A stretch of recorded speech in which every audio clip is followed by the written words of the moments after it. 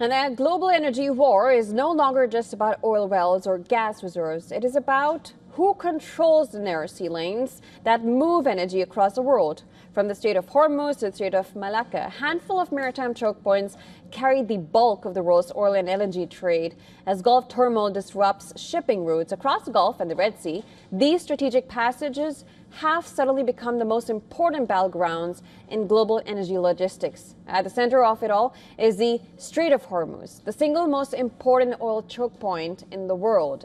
Every day, roughly 20 million barrels of crude normally pass through the narrow waterway connecting the Persian Gulf to global markets.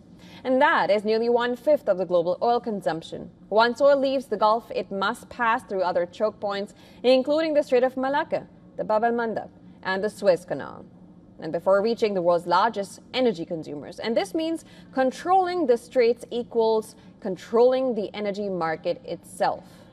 And the current war has exposed how fragile this global logistics system really is. Shipping disruptions have already forced many tankers to avoid the Red Sea entirely. And that has strained traffic through the Suez Canal, one of the most important trade routes linking Asia to Europe.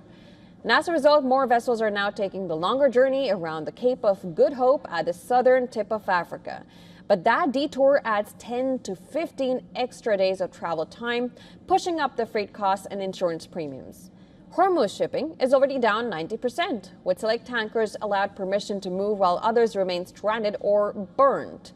While the U.S. has signaled naval security to ships passing through the strait, the constant Iran bombardment has ensured no relief for energy-dependent countries. China and recently India became exceptions while G7 nations scramble for alternatives as the war rages. One thing is clear, who controls the straits will eventually control how the war unfolds.